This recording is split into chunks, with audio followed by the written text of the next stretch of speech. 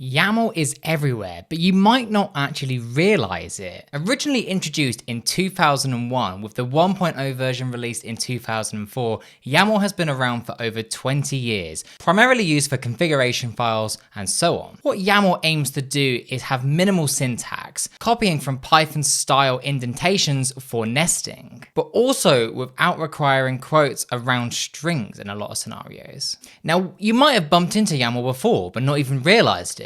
It's used in things like Docker Compose files, Kubernetes configurations, and things like GitHub Actions. But before we jump into what YAML's doing right now, let's have a look back in the past to understand why YAML was invented in the first place and what problem it was actually trying to solve. Before YAML, applications needed their configuration stored in some way. Now, this was often done in things like XML or in IMI files, or in some cases, even hard coding directly into the application. While XML was very powerful, it's very verbose and requires a lot of extra boilerplate to achieve some basic stuff. And if you've ever looked at XML, I wouldn't describe it as particularly human readable, but each to their own. IMI was simpler, but it lacked some of that powerful nesting capabilities that XML was able to do, meaning that it wasn't always up to the task for more complex scenarios. And then hard coding into applications, I don't need to get into why that's a bad idea, but maintaining it would have been a nightmare. Scaling any application that's not just tiny would have been a nightmare. It's just a nightmare. Don't hard code your configuration. Use a configuration file. Now, the real problem was trying to combine that readability and the maintainability at the same time. While often these solutions would often do one or the other, they would rarely do both. And as applications got larger and larger, the readability just drops, the maintainability just drops, and it just gets harder to do. And if it's hard for humans to comprehend, it's prone to errors. And that's where YAML comes in to try and solve this problem, with the intention of being both human readable, but also machine readable. So hopefully that gives you a bit of an idea of why YAML exists. But let's jump into some examples of YAML in action and where you might use it. Now, YAML can use .yaml or .yml file formats. I'm just going to use YML in this scenario. And we can type ourselves a very simple list here by doing fruits. And then we can just list out things like banana, apple, orange. So now I have a list here that I can easily access different things inside of. Now we can take that one step further as well and introduce some nesting too.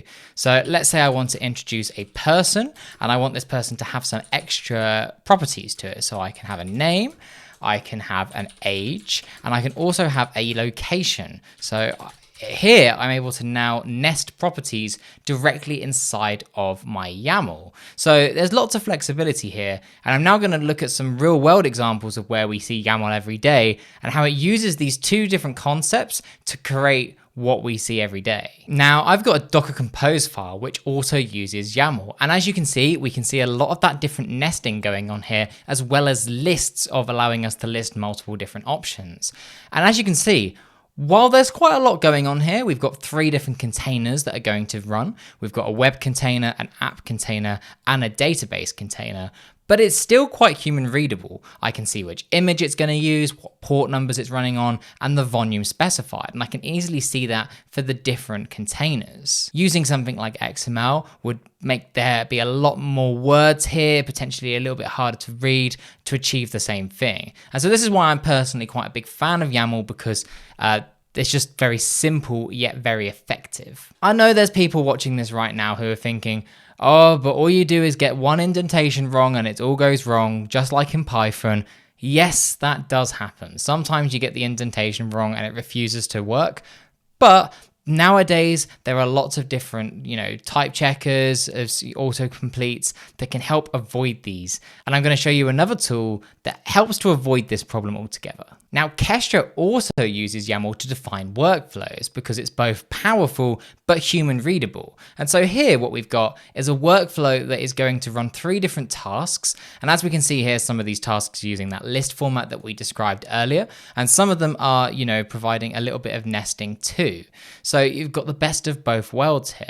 Now, as you can see here, we're able to visualize it on the right-hand side too, which helps.